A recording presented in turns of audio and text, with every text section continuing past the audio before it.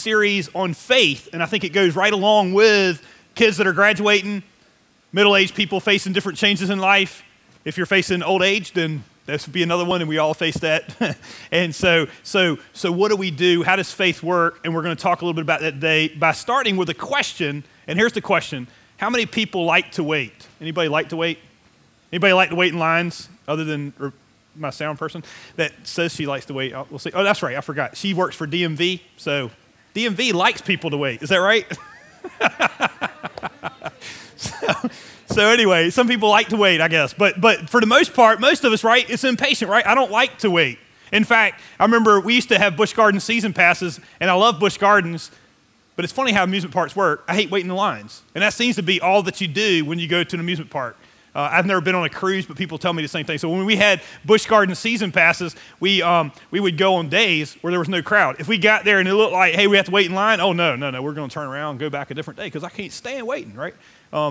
They're working on 258, and I have never felt more impatient in my life than driving down 258. I got important meetings. They don't know who I am, so it's like they don't care. You know what I'm saying? I'm like, really? I mean, like 20 minutes? It delayed my time by 15 minutes? And, yeah. Anybody feel that way? Anybody get behind somebody slow, and what you do is you speed right up on top of them? And I've had to kind of stop that because then I get to know some of the people and I'm thinking, oh man, I'm sorry, right? And usually they're an older person and then you feel really bad later because you're like yelling at them and honking your horn and everything and you realize, oh man, that's my grandma, or something, So it's just bad, right? I mean, like, that's not good. And yeah, so we have to, we don't like to wait though. I mean, it's true. I don't like to wait in the grocery store lines. I don't like waiting for fast food. That's always a weird one to me. It's like, you don't want to eat that food anyway. I love what Perry Noble said. He said, nobody wants to go to Denny's. You just end up there. You know what I'm saying? So it's like, nobody wants to go to these fast food places, but you just end up there. And so then I met one in Franklin the other night. And one thing I learned about living in Franklin is the speed is slower there. The people are friendlier there, and that's one of the reasons. So everything slows down. So even the fast food, they're very friendly. So they'll talk to you in line, and they'll wait. And I'm not patient, it's like, come on, yeah. And so I get there, and then they say the thing that just grates my nerve. I don't know if you ever had this happen at a fast food place. They take your money, right? I mean, you order in the line, you get up to the front, they take it. It seems like it's going really smooth, and then they go, oh, could you pull up? Like, what? Wait a minute. I just gave you my money. I can't leave now. You know what I'm saying? I mean, are you kidding me? I mean, like, you've already taken my money. And they're really smart to do it that way, because it's like, well, they got your money, so you can't get it back. And it's like, oh, my gosh. And I was so hot, and Marie's like, you're a pastor, right? I mean, you don't say that. And these are people I know. So, but it's just like waiting is the worst thing in the world. And here's what I want to explain today, and I have a feeling this is for graduates, this is for any age of life, no matter where you're at. I got a feeling we all have seasons of wait, especially as I think about people graduating from anything. I remember graduating myself, and maybe you can think back to that going, you really thought life was like, man, I've been waiting long enough, right? I mean, I couldn't wait to get out of school. Anybody? And then you get out, and you're thinking, nobody's ever going to tell me to do what to do again. Some of you guys joined the military, you know what that's like, right? I mean, I've heard that several times, like, nobody's ever going to tell me to do today, so I joined the Army. Like, woo, found out something about life, didn't you? Or different things. You just find out, hey, life is about waiting. It's like, hurry up and wait. You get there and you're thinking, oh, now I'm ready to do it. And you go to college thinking, okay, now I'm going to do what I really want to do. And you get there and they're like, well, you got all these prerequisites, and you're thinking, well, when am I going to do? No, you got to wait. You got to wait. You get in a job and you're like, hey, I want to do that job. Oh, no, you got to wait. And it's like life is just about waiting. And then as you get older, you're realizing you got to wait. Then you got kids. They're nothing but wait, right? I mean, like waiting for these ball games and all their stuff. Okay, you get the idea. Here's what I know, though, with God. The key to faith. When I say key, what I mean is think of your life like a vehicle. If you don't have the key, you can go out there and you can sit in the parking lot with this great vehicle that could really drive. So when I talk about the key of faith, and I really mean this, that if you don't get this, your vehicle won't work. Your spiritual life won't work. Your real life won't work until we realize that the key to it is learning to wait on God. Waiting on God is the key to your life, believe me. You might not think of it that way. It will make you or break you. And from the story we're going to cover today, I got a feeling you're going to see there is a lasting reminder that touches every person here that when you don't wait on God, there is unbelievable consequences. And there's unbelievable forgiveness from God too. So this is not a message of guilt. It's a message of hope. But we have to learn that the key to life, the key to faith is learning to wait on God, God's timing. Okay, and God's time is not always ours. Did you know that? Or am I the only one that feels that way sometimes? Like, what? I'm ready, right? It's not about personality. It's not to say, hey, those of us that are pushers, which I am, that doesn't mean that we're worse off. It doesn't mean that because you're just laid back and don't care. But what I do know is this, is that it's not about just waiting or being a person that likes to wait. It's about saying, hey, how well do you do waiting on God? And today we're going to talk a little bit about that through the lens of the character in the Bible that we're studying for 6 weeks, and that is Abraham. So we've been talking about Abraham. So if you want to turn with me in your Bibles to Genesis chapter 16 or your outlines or your Bible apps, whatever you have, or come back to it later. But Genesis chapter 16 is where we're going to pick up today in the story of Abraham. We've covered several things so far. The first Sunday, we talked a little bit about that Abraham was called out of the land of the Chaldeans, which is ancient Mesopotamia. He lived nearly 4,000 years ago. And most of us are thinking, what does somebody 4,000 years ago have to do with us? But the more we look at him, the more we realize, man, it's almost like he lived in our time. You know, he's facing almost the same problems that we do. And as you look at his story, it relates so well to our lives that we said, man, we can really learn some lessons of faith from this great man of faith, honestly. And so the first thing we saw from God is that God called him out and said, I see that you are a man that follows me, and what I want you to do is I want you to leave, and I'm going to make you a great and mighty nation. I don't want to do it here because I think these people are so corrupt where you live that I want to take you to a new place, and you're going to make this great and mighty nation out of you. Now, that's cool, but there's two things that God didn't tell him. One, he's 75 years old, and his wife is 65. Did I forget to say that? And so how do you have a baby when you're 65 years old, right? I mean, that's a little hard for a lady, right? I mean, even in ancient times, they didn't have a different track. So, I mean, it's going, that's really stretching it, God. I don't know, but I believe you. And the other thing is, I want you to go to a land that I will show you when you get there. That takes a lot of faith. He packed his bags and he went, and it said Abraham went, he was going without knowing. And that we learned in the first message that God's greatest technique for our lives is what? Surprise. If you don't like surprise, you're not going to like God much, right? And we learned that, hey, you have to learn how to trust in God, that he's not going to give you all the information. The question isn't whether God's going to give you all the information. The question is God done enough that you can trust him that you'll do what he says? And so if you missed that, go back and listen to it. We talked a lot about it, and I don't want to do that today. And then we went last Sunday, and we talked about prayer. And we talked about how that Abraham was this great man of prayer, and how that when his nephew Lot was in trouble, he learned how to pray for others. So go back and listen to those powerful lessons. And then we pick up today, Abraham actually gets to the promised land. He's been there for 10 years.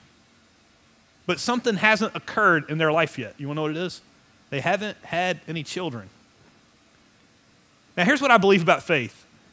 I don't believe that it's hard to believe God for big things.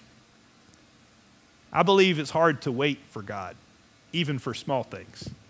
I believe most faith dies not because we go, oh, that's impossible, because we go, hey, we know God can do things. But it's when we go, God said he would do it, but he hadn't done it yet. And now a day turns into a week, and a week turns into a month, and a month turns into a year, and years turn into years, and then it turns into decades, and then we start saying things like, did God really say that? Or, you know what I mean?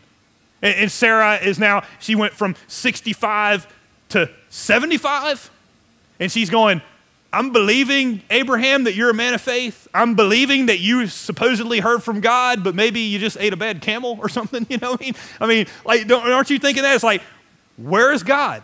And there comes on every person, I believe, some of us, in that moment, no matter how great we are, there's this feeling that comes sometimes where you go, you're seeing life pass you by, and you get this, and I've never been able to figure out a good term for it, but this frantic feeling. You ever had that? Where it's like, I've got to do something. And you're thinking in your mind, whatever I do is better than just sitting still, right? I mean, I'm a person of action, so it's like, you know, I've learned from some leaders, and one of the things I learned was make a decision. The last thing you want to do is be in a place where don't make a decision. Now, I believe in that in all my heart when you know what to do. But when God calls you, there is no expiration on what God has called you to do. There's no expiration on what God has said. And the question is that the key to your faith, the key to Abraham's faith, is waiting on God. When God says it, there's no expiration. So it goes, hey, God called me to this, but he's not ready yet. And then we start into the rationalization of, well, I know God said it, but he'd have to understand that this is why I have to do this in my unique situation. Anybody ever done that? And that's exactly where they were. And I want you to understand, Sarah had been waiting 10 years. She had probably been waiting 75 years because I think she desired to have children and it never came to her. And then you gave a mother who's never had a child, and you'd have to be one to understand what this feels like. You gave her hope that she might have a child because God said. And now it didn't happen. And she's feeling frantic. And she's upset. And here's what she says. Genesis 16, verse 1. Now Sarai, I just want to be clear, Sarah and Sarai are the same person. Later, God changes their names, and we'll talk about that later, but I just want to make sure you're like, well, he keeps saying Sarah, and this is Sarai. Okay. Sarai and Abram, okay, he wasn't Abraham yet. Abram's wife had borne him no children, but she had an Egyptian slave named Hagar. So she said to Abram, the Lord has kept me from having children. Can you underline something? This is how it feels. When you feel frantic, it feels like this. You're waiting and you're waiting and you're waiting, and you have been patient with God, right? 10 years, that's a long time. And you're going, I have waited, and let me tell you something.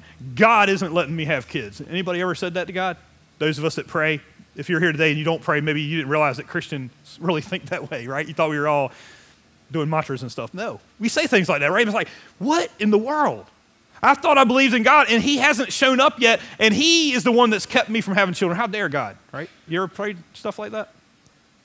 And so here's what she does. She has a plan, and when you're frantic, how many people think your plan is a good idea? When your back's up against the wall, you're in your worst possible situation, and now you've just said, I know that God said, this is basically what she said, I know that God said we were going to have a kid, but let me tell you something, I haven't seen him show up yet, so maybe we need to do something else. Anybody there? She says this, go sleep with my slave. Perhaps I can build a family through her. So she has a slave, Hagar. I believe they were very close. They were rich. I believe it was a servant. I believe that Abraham and Sarah were good people. I think their servants loved to work for them. They were like family to them. But I got to tell you, can anybody tell me, does anyone think this is a good idea? Does anybody think that adding another person to this mix is going to fix your problem? But I got to tell you, when your back's up against the wall, you come up with some concoctions of maybe we ought to do this. I know for us it was Visa and MasterCard. It was like, you know what, we can't afford our bills, so you know what we need? We need Visa and MasterCard to help us. That's really what we need. And the banks are like, yep, that's what you need, right? And it made the situation worse. And we got further and further and further. And let me tell you something, the law of the hole, you know what it is? If you want to stop the hole from getting bigger, stop digging. You know what I'm saying? Everybody knows that, but we don't think that way. And even the government tells us, right? You borrow money to make money. And it's like, no, you don't, right? It doesn't make sense. And that's exactly what she's doing here. It's like, you know what? You can't make this situation any worse. Well, you just found a way, okay? And it's because your back's up against the wall and you're so upset and you have so much resentment and you just want to do something and you're ready to lash out. And some of you guys have been right there, and that's exactly where she is. And she's talking to her husband, and as a husband's in the room, tell me, have you ever seen your wife do this? Sit still, don't act like you know what I'm talking about. But some of you guys know exactly when they're imploding, and you're watching this, and you're like, whew, this is bad, right? And Abraham's sitting there going, he's a great godly man, and his wife is one of the godliest women that have ever been. Sarah is. But right now, she's having a moment, you know what I'm saying? And this is man or woman. Maybe you could say that for your other spouse, right? This isn't a man or woman thing. Men do it too, right? There's these moments where we go, this is a good idea. I got so many of them, Marie can tell you. I dream about so many things that you're like, that's dumb. You know what I'm saying? But let me tell you what Abraham did. You know what he did? He watches this. He sees it. I could have went down the path of saying, well, maybe Abraham wanted to sleep with Hagar. I don't believe that. I don't believe Abraham had a problem with lust. Although many of us men do. This would be a great message for that. But I don't believe it. I don't see one place where Abraham ever had wandering eyes. I don't see any place where Abraham wasn't a man above reproach. I think what he did was he saw his wife imploding and he said, how do I make this stop? Anybody besides me? And he thought to himself, you know what? Out of everything I have, God, I can't handle Sarah going off the chart. I can't handle her being crazy. And so what I'm going to do is I'm just going to do whatever she wants. I know it's not right, but. And let me tell you something. If you ever say that, I want you to think of this story. If you're ever saying, I know what God says, I know what the Bible says, I know what's normal, but I want you to look up Genesis chapter 16 and go, just take a pause and read it again. Because you may decide, I think that's bad. So here, what does he do? Abraham agrees with his wife. Now, you know what? As a man, I'm thinking, well, that's pretty profound, right? Don't we think there should be agreement? I do. Do you think that a man should lord over his home like a taskmaster? Absolutely not. That's not what I'm saying here. But for both husband and wife, can I tell you something? There comes moments in your spouse's life where it's your job to challenge them, not agree with them. Because they're about to make the biggest mistake of their entire life, and instead of being their fail-safe, you know what you are? You're an accomplice. If you didn't know, this is multiple stories in the Bible, then go all the way back to the Garden of Eden when she says, I think we ought to eat of the tree of knowledge and good and evil. And the man just goes, okay. And sin entered into the world. And both are responsible. Can I tell you something? Both people are responsible. You might be going, well, that's her. That's what she did. I only did it because she did. Well, you ain't going to heaven, right? I mean, like Adam, you're not going to heaven because you ate too, right? I mean, that was your fault. And I have a feeling it was the same thing. We might be the most godly man. We might be the most feared man. But when your wife is going crazy, right? When your husband's going crazy, you're just thinking, how do I make this stop? And I'll agree about anything. But I guarantee you, if he could retract history, I guarantee you he'd come back to this moment and go, I wish I had said something. Two things I see. One is Sarah is in a frantic mode.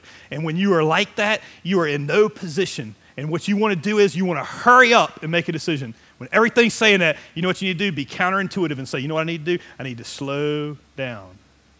If you're like me and you make quick decisions, whenever you feel that urge coming on you, realize it's like Satan. You'd have to have addiction problems to understand what I mean. But you know how that, if you're an addict, then you understand that it's like that one more fix that I need. It's that one more thing. I just need that last cookie, you know what I'm saying? I need a whole box, you know, and it's just I don't know how to describe it, but it's just this thing that's like a force that comes over you. It's like it just almost possesses you, that I have to decide. You know what I don't say? And then what's the second problem? That was one problem. She made a decision. I have never seen a time where that decision is the right one. I'm sure there's probably somebody who goes 99.999. Somebody made a right decision in that moment by accident. But normally, you're never at the right mode where you got a resentment against God and you're making a decision in the heat of that moment. I can guarantee you it's the wrong one and it's about to destroy your life. The keys to faith, the keys to your life is waiting on God. Can I be clear? It's absolutely true. And if you mess this up, I'm telling you. And the other thing is the partner who sits silently by us and is passive. That's the other problem that I see here. That's two problems I see. Let's see how the story progresses. Verse 3. So after Abram had been living in Canaan for 10 years. You see, that wasn't just me highlighting it. God didn't have to say that. We kind of know because he tells the age. But he's highlighting it to say, Abraham's been waiting 10 years. Well, anybody would do that after 10 years. You can't mean that God wants you to wait and wait and wait, can you? You can't possibly mean that God wants me to wait 10 years. Sarah, his wife, took her Egyptian slave Hagar and gave her to her husband to be his wife. Now, let me ask you a question. Does anyone think this is a good idea? If he would have fast-forwarded 4,000 years to people that maybe are godly and maybe aren't, but even if you are not a follower yet and you just kind of came here to check it out, you probably know this is a bad idea. Had they prayed, they would have realized it's a bad idea. Had they asked anyone, they would have known this was a bad idea. When your back's up against the wall, pause long enough to ask somebody, please, right? You could have avoided this entire horrible thing that's about to occur. Verse 4. He slept with Hagar, and she conceived. And when she was pregnant, she began to despise her mistress. Now, I know nobody could see that coming, right? Two ladies in one house, and you think they might be jealous of one another or they might not get along. The mistress is Sarah, you realize, right? They're going to build this nice home, and now all of a sudden we're going to live happily ever after with this weird concoction of a plan, right? But here we go. And so now all of a sudden life's going to work out with this weird plan, but it didn't. It did exactly what everybody knows is going to happen. Hey, you thought you couldn't make the problem worse, and now you do, because now you don't have tension with one person. Now you have another pregnant lady in the house who doesn't like your current wife, and you are in a mess, right? I mean, this is like Humpty Dumpty fell down, and you're like, oh my goodness, this is my life. And I have to come home at some point, right? I mean, that's what you're thinking, right? I mean, that's where he's at. Verse 5. Then Sarai said to Abram, you are responsible. When you think about agreeing with your spouse for something that's going to destroy your life, I want you to pull out Genesis 16, verse 5, and make it your life's verse. And realize they're going to turn on you. You see, when somebody's frantic and they're doing that, there becomes this critical spirit that comes over us. You know how I know? Because I've done it. I've been Sarah. Not a woman, but I've been Sarah, okay? I've been that person in that situation. It's your fault. You see, first she starts. What happens when a person starts to blame and a person starts to feel entitled and a person of great faith like Sarah goes down that path and she's already questioned God, don't think she won't question you. Don't think that she's going to suddenly appreciate the fact that you let her fail. No, she won't. And no, he won't.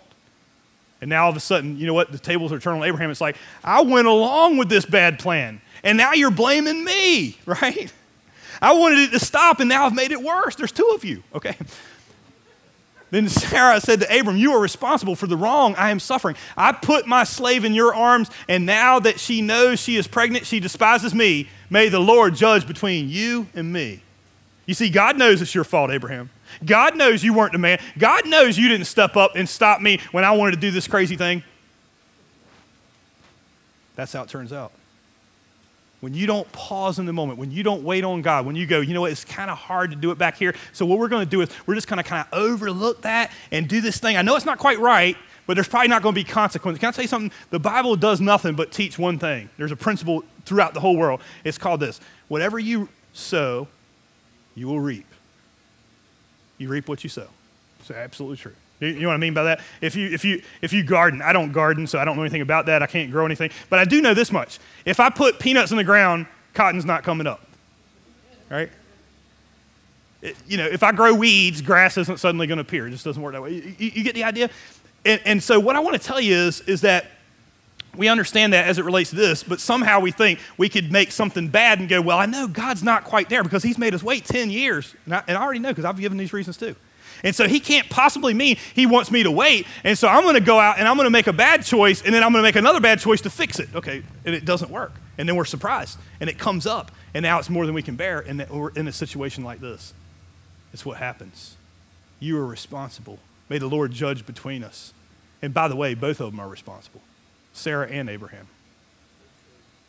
And you sow the wind. What it says in the book of Hosea, it says you sow the wind and you reap the whirlwind. Anybody ever had that happen? And it comes over your life, and now you've sown the wind, and now all of a sudden the consequences, you thought, hey, I thought it couldn't get any worse, and then the tornado of life comes through and goes, and you go, oh, I wish I hadn't done that, right? Verse 6, your slave, here's what Abraham says. Your slave is in your hands, Abram said. Do with her whatever you think best. He's still being passive. Do you get that's a problem? When you read, because you'll get a chance to read that this week, you'll see all kinds of things in the story, and you'll see where this came from, that Abraham did have flaws. You know what I love about the Bible? It paints the characters, warts and all. It paints them just like they are, that they're not perfect. That should give us great hope, I really believe. And then Sarah mistreated Hagar, and Hagar fled. Think about that for that family dynamic. Hagar's thinking she's doing them a favor, and now, she's mad at Sarah, Sarah's mad at her, and there's all this tension, and now Abram's child is in Hagar, and they're running through the desert. How could this happen? How could this happen to this great man of faith? Can I tell you again? The keys to faith are waiting on God. Not one time, last Sunday we talked about how much Abraham knew how to pray. In fact, he's the model of prayer. That's what we talked about last week. Not one time did he pray over this. Can I tell you why? Because had you prayed, you would have never done this, right? But you did. Now what? I want to be careful how we proceed because here's how this message could go. If you're facing a big life decision, this will be a great message for you. If you've made mistakes, can I tell you something? Not if. When you made a huge mistake, anybody besides me? It isn't if you'll make a mistake, it's when. I mean, who do you think you are? You think you're better than Abraham, the greatest man of faith that the Bible ever speaks of? You're not. We all will make mistakes. So there's two parts to this message. One part is this. We need you to understand that if Abraham could come back here and stand today, he would stand here as one of the greatest men of faith in all of history. He's mentioned in Hebrews where it mentions the greatest people of faith, and it starts with Abraham. Now, let me be clear. He would stand here and he would say, I made a huge mistake here. And he would warn you to say, do not take this lightly. That's important. But he'd also say, you know what? But God still mentioned me in Hebrews even after this. That God still blessed me beyond anything you can dream or think or ask. That if you've made mistakes, or when you've made mistakes, God can still use you. There's forgiveness for you. So I want to tell you this part of the story, and then I want to just kind of share some thoughts for our lives, okay? So here's what happens, verse 7. Hagar kind of runs out into the desert away from them. That's better. I'd rather die in the desert than be with these people. And the angel of the Lord found Hagar. And I want to tell you what the angel of the Lord said to her. He said, the Lord has heard your cry. If you have ruined your life, whether you be Hagar or Abraham or Sarah or whoever else, what I want to tell you is that no matter how bad you scrambled up the egg, and that's basically what she's saying. She's going, I got this baby. It's Abraham's. Sarah, the lady hates me, and I don't know what to do. And God says, I see you. I heard your cry right where you are. I saw the mistake, and it's okay. I'll help you. And what he said was, he goes, even though your son is not planned, even though it's a mistake what you did, God still has a plan. You know what it tells me? If your parents didn't plan you and you were an accident, God still has a plan for your life. God still has a plan for your mistake. God will take what mistakes you've made and he'll utilize them. And there's forgiveness on the other side of this.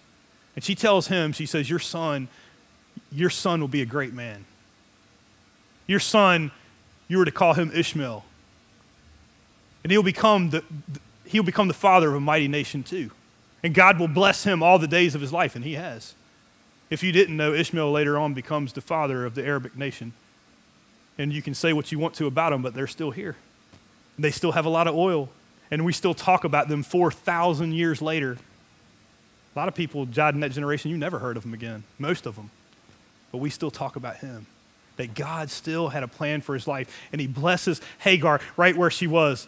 And then here's what Hagar says. Maybe you need to hear this today. Somebody that has messed up so bad might need to hear this today.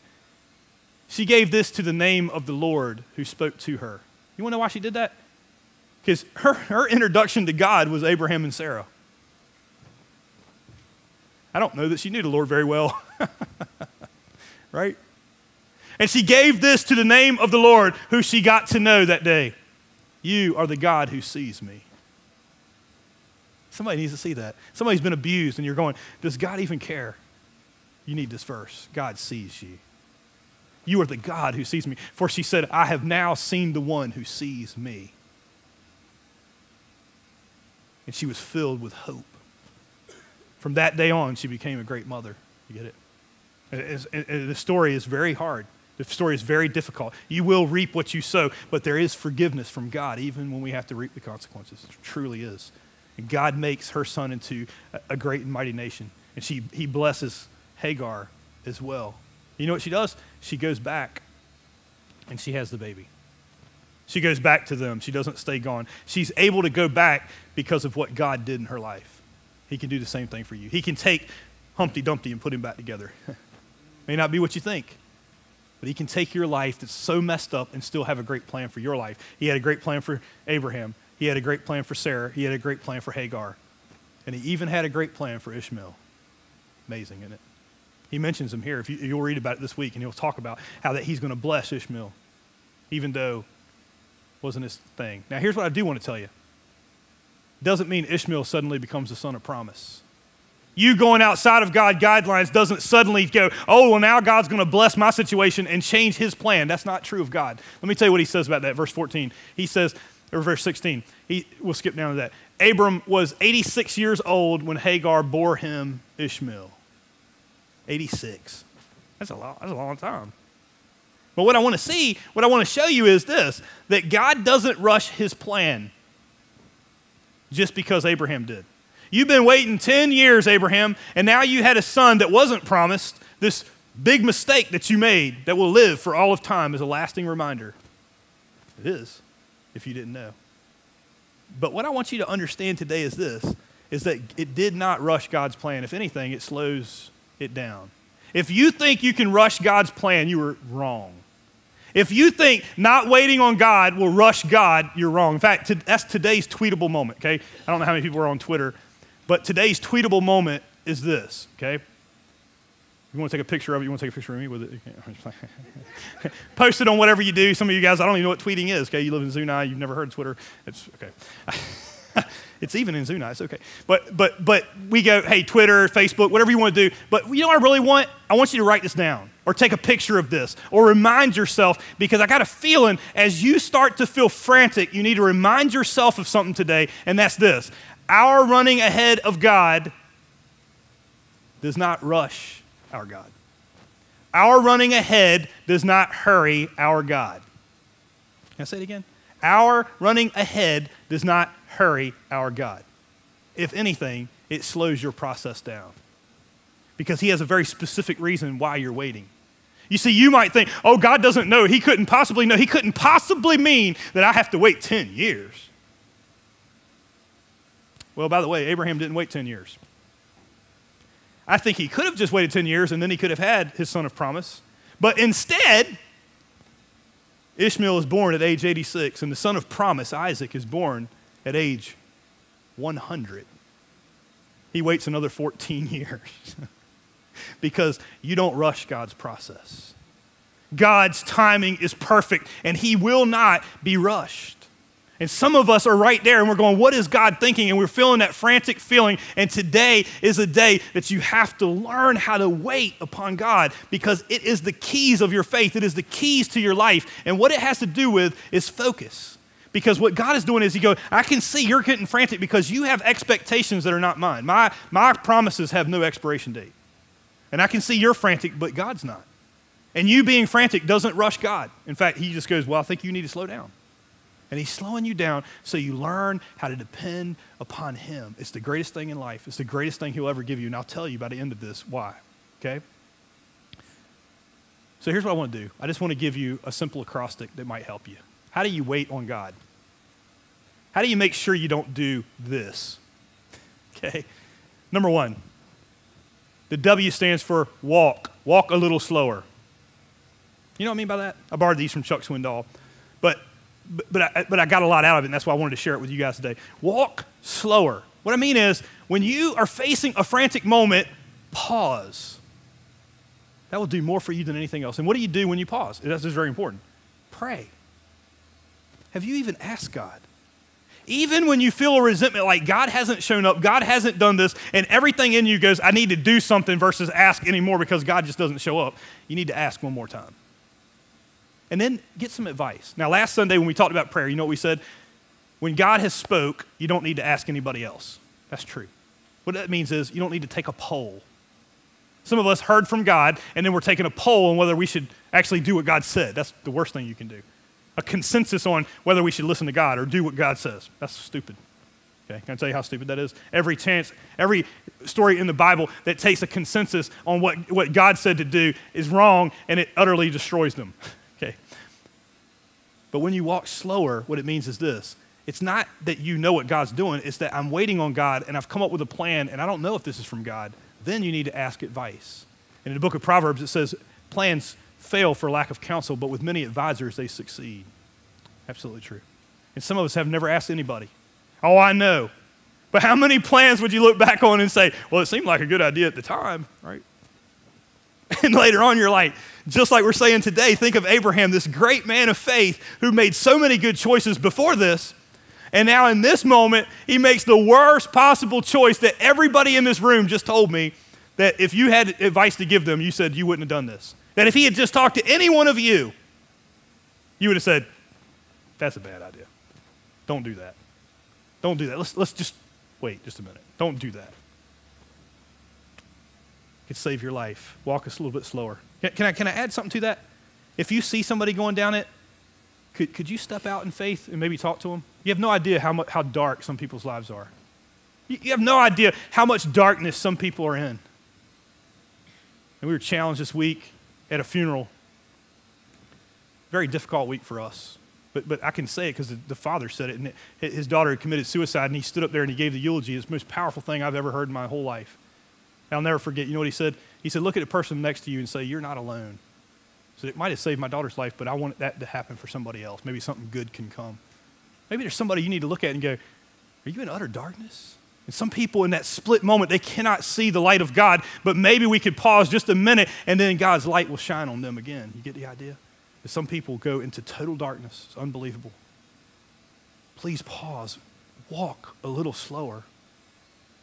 Number 2, ask for patience. I said this from Chuck Swindoll. If you don't like this, you can write Chuck Swindoll at Insight for a Living. Okay. Why am I saying that? Because I would say, most people say, don't ever pray for patience because God just might give it. You know why we say that? Because we don't believe in waiting on God. We don't realize that God makes you in the process. That champions are not made with a miracle. That's what we think. If God would change my circumstances, then I would be this great person of God. No, you won't. Because you'll trust the miracle, not the God. If you need a story of that, read the book of Exodus, and you'll see the children of Israel, after all the miracles, doubt God, doubt God, doubt God, doubt God. Not one miracle changed their heart. All the way up till they got to the promised land, they still didn't believe God. No miracles will do it. You know what changes? Learning to wait upon the Lord. You see, God wants to crock-pot you, not microwave you. And I know we've used that before. Microwave food tastes terrible. It does, right? I mean, have you ever bought microwave food? And instead, for Thanksgiving one year, me and Marie, we did microwave dinners. That ain't the Thanksgiving I remember. You know what I mean? That was horrible, right? Why? Because it doesn't take time. It's just not right? But when you slow cook it, like Jessica came out last week, and they slow cook the meat. And that's awesome, right? It takes time. It simmers. All the food is right there, and it takes time to prepare. And God is preparing you. You see, the problem is you actually think that you're waiting on God. But God's waiting on you. That's why I say his process will slow down. It's not because God needs more time. It's because you need more time. God is making you into the person that he wants you to be. Pray for patience. Why? Because you need God's perspective. We talked about prayer last week, and you can go back and listen to it again, but I just want to add that one component. We don't just need God's miracle. In fact, that's not the greatest thing that God gives. The greatest thing that God will ever give you is his perspective. And that takes time, and that takes patience, and that takes listening to God. Because not having the proper perspective but having stuff, how well does that do, parents? When you give your kids stuff that they're not ready for, right? Anybody give their kid a Ferrari for graduation? Okay. Don't. Give it to me. No, I'm just playing. Okay, you get the idea. Wait, walk a little slower. Ask for patience. Number 3, imagine the worst case scenario. Imagine the worst case scenario. If you need some help with that, here's what I want to do. Every time you think, and maybe you're right, I have a feeling somebody's here today, and you're right, getting ready to make a decision, and you're thinking, I know God says but. Then here's what I want to tell you. Imagine the worst case scenario. In order to do that, here's what I want you to do. I want you to turn on your television. Every time you think about rushing God, and ask yourself one question every time. Is there peace in the Middle East? Google it. What is happening in the Middle East? Just be prepared for what you might see. Some really horrific things that the Arabs are doing to the Israelites. And the Israelites are doing to the Arabs. And ask yourself a question. Should I wait on God? Every time. And I guarantee you, you'll take a pause because you'll realize that this one decision where Sarah made a frantic choice and where Abraham just decided to be passive just for one moment, it has affected every single life on the entire planet Earth. Is that true?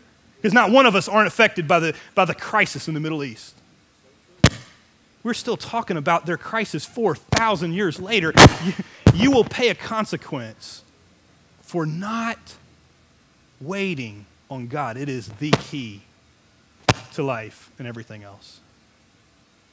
Imagine the worst case scenario. Satan might not want you to hear this today. That's what that is, okay? He understands, because if you get this, I'm telling you, I'm just going to tell you, if you get this, then God's going to change everything. So maybe turn this one on and turn me off. That would probably be good. I can finish with a handheld. Watch this. Hello? Okay. So Satan's not going to stop this. Believe me, turn on your televisions and you watch, because waiting on God is the most important thing you will ever do. Trust me. Imagine the worst case scenario. The last one is this. Think of the collateral damage. You will hurt someone. Every time I've rushed God's plan, this is not in theory, I've hurt somebody that I didn't mean to. That's what. If you don't know what collateral damage is, this is what the military terms as unintended consequences. They'll drop bombs and they go, oh man, I'm so sorry that we had to kill those women and children. We didn't mean to. We didn't want to. We didn't mean for that to happen. But it's called the collateral damage. And we all pay a price for that. And believe me, if you ask a soldier, the highest price they ever pay is the collateral damage, where they go, I didn't want that. I have nightmares about that. Can I tell you, in your spiritual life, the greatest consequence you will ever face in your whole life is when you decide not to wait on God and you pay the collateral damage. I can tell you right now, people that are not Christians, because I was not following God and I decided not to tell anybody for 10 years. No one got saved. Can you imagine how many people, right? You don't think of that, the collateral damage. So walk a little slower, ask for patience, imagine the worst case scenario, and think of the collateral damage. Wait on God. It is the key. If you're here today and you're going, man, I just feel so frantic, come pray with us. That's what church is for. If you're a family that's facing crisis, you need to come and see us. You see, I believe today is for somebody that says you just need to take one moment. I want to give you one last scripture, and you can write it down. It says it different in other translations, but the King James puts it a different way. Isaiah 40, verse 31. I want you to write that. Isaiah 40, verse 31. I just want to give you one scripture that you can hold on to. It might say it different. It means the same thing, though. But in the King James, it says this: those that wait upon the Lord, those that wait, will renew their strength. They will mount up on wings like eagles. They will walk and not be weary. They will run and not faint. That's what it says. Those that what? Wait on the Lord. When you learn to wait on the Lord, He will renew your strength. When you are in so much darkness and you go, this feels so wrong, because there's moments in life that come where you're going to feel like, I've got to do this. But when you pause and you leave room for God, He'll show up in such a way that you can't imagine. Learn to wait upon God, and He will renew your strength. For somebody today, here's two parts to this message I really believe. The one is this, is you're the person in the room that you're right on the precipice of making a big decision in your life. And you need to take a pause, because God hasn't instructed you yet. I still believe with all my heart, lack of decision making will kill you, right? Staying and not making a decision, I understand. Unless you're waiting on God. Don't make a decision without Him. When He says to wait, don't matter how long. If you don't know that, read the book of Hosea. I will wait on this wall until the Lord shows up. Wait on God. It is where it's at. And your faith will be increased. It'll be amazing what God will do in your life. Please don't step out. If you think you are, then look at this again. Read this passage again. Turn your TV on again. That's one piece of it. The other piece is this, is the person that's looking at this thing going, yeah, that's what I did. Is there anybody besides me that would say, that's exactly what I did? I did that. I messed up. I did exactly what Abraham did, and now all I do is feel guilt because I can't fix it. Then can I give you just a little bit of hope today? Okay. And I believe if you were to stand up here, you would say, guys, if there's anything I would tell you, please don't get ahead of God. I think you would say that. So you've learned it. I want to tell you there's forgiveness today. And it's found through the story of Abraham. If you don't understand that, come back and listen to the rest of this series, because you're going to hear about an amazing man of faith. Wait a minute, I thought you said that his mistake is echoed for all of time. It is. It's echoed for all of American history from his time on. There's no peace in the Middle East. It's true. But can I give you one more word of hope? That God forgave them. And he made one son a great and mighty nation. He made the other son a great and mighty nation, and they are at odds with each other. But the greatest thing about the seed of Abraham and the son of promise wasn't just the nation of Israel. That's a piece of it. But it's who came from this. The person who came out of it was God's one and only son. That he chose the line of Abraham, and he said, through the nation of Israel, the world will be blessed, not just because Israel's a great nation, but because the son of promise, the descendant of the son of promise, was Jesus Christ himself. And he blesses all the world through that. And Abraham is mentioned in the Hebrews as being a great man of faith, even though he messed up. And I have a feeling somebody's here today and you go, I've messed up, right? Maybe you've been divorced. Maybe you've chosen an alternative lifestyle. Maybe you've done something else. Maybe you're in debt up to your eyeballs. Maybe there's something you've done that you can't tell anybody. And you don't think that God can use you anymore. And you need to turn on the news and ask yourself a question that says, is there peace in the Middle East? How in the world could God use somebody who messed the world up so bad? But he did. And if he could do it for Abraham, he can do it for you. Every time you read about Abraham, there's hope for us, right? That's why he shared this piece of the story. If you could mess the world up that bad and God could still use you, then maybe he could use me too. Does that make sense? Here's what I want to do. I want to pray for you today. Let's stand for prayer.